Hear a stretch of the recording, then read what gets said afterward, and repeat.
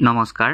ভাৰতবৰ্ষৰ দ্বাদশ জ্যোতিৰ্লিংগৰ অন্যতম তথা ষষ্ঠ জ্যোতিৰ্লিংগ ভীমাশংকৰ জ্যোতিৰ্লিংগ শিৱধাম অসমৰ গুৱাহাটী মহানগৰীৰ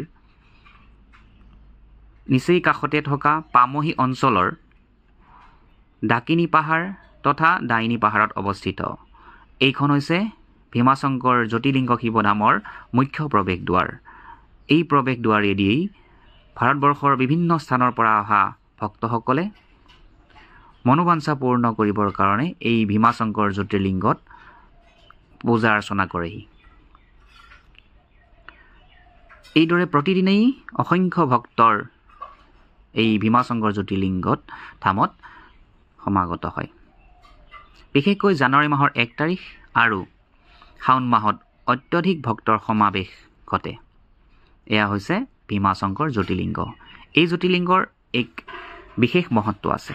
পৌৰাণিক আখ্যান মতে কুম্ভকৰ্ণৰ পুত্ৰ ভীমাসুৰে ব্ৰহ্মাৰ তপস্যা কৰি বিশেষ বৰদান লাভ কৰি অত্যন্ত অত্যাচাৰী আৰু অহংকাৰী হৈ পৰিছিল। তেওঁ দেৱ দেৱতাসকলক পৰাজিত কৰিছিল আৰু এসময়ত কামৰূপলৈ আহি কামৰূপৰ ৰজা প্ৰিয়ধৰ্মন তথা কামৰূপেশ্বৰ আৰু তেওঁৰ পত্নী দক্ষিণাদেৱীক এই স্থানতেই বন্দী কৰি ৰাখিছিল।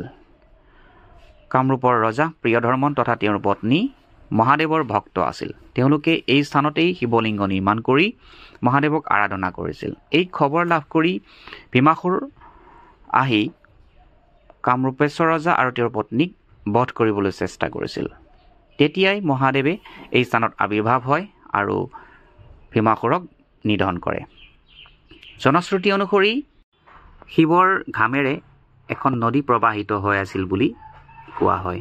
বৰ্তমান যি নিজৰা এই স্থানেৰে প্ৰবাহিত হৈ আছে সেয়া মহাদেৱৰ সৃষ্ট বুলি কোৱা হয়। দেৱতা আৰু ভক্তসকলৰ অনুৰোধত শিৱই ভীমাশংকৰ ৰূপত এই স্থানত বিৰাজ কৰিবলৈ সন্মত হয় আৰু তেতিয়াৰ পৰাই এই স্থানত তথা এই ভীমাশংকৰ জ্যোতিৰ্লিংগত ভক্তসকলে পূজা অৰ্চনা কৰিবলৈ আৰম্ভ কৰে।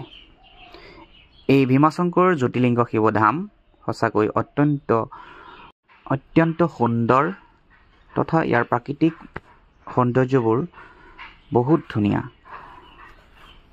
আপোনালোকো আহিব পাৰে এই ভীমাশংকৰ জ্যোতিৰ্লিংগ শিৱধামলৈ আৰু নিজৰ মনোবাঞ্ছা পূৰ্ণ কৰিব পাৰে।